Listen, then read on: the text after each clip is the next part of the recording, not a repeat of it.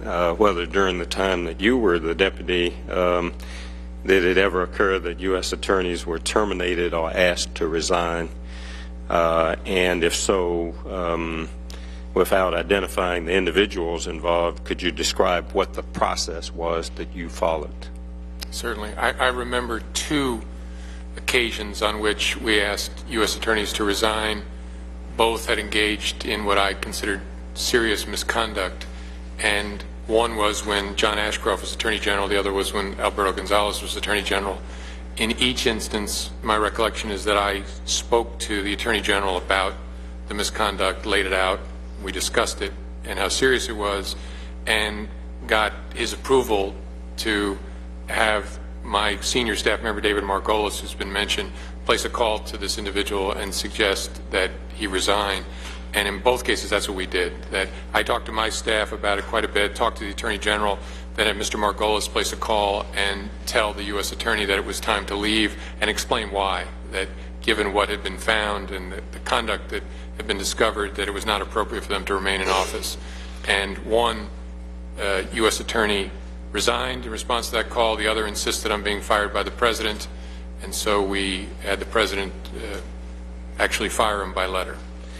So, and in the course of that process, who would have the contact with the U.S. Attorney? Would it be you at the deputy level? Would it be who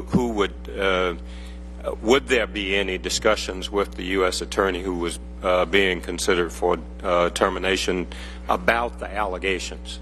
It was in both instances Mr. Margolis, who was Associate Deputy Attorney General, and this was within his portfolio. He handled, used to call him the Turk, he handled discipline matters and problematic appointees and investigations, and so he spoke in each instance to the U.S. Attorney, explained why we were asking for the resignation, went through it in some detail. So if in fact in October of 2006 or it was reported that Senator Domenici,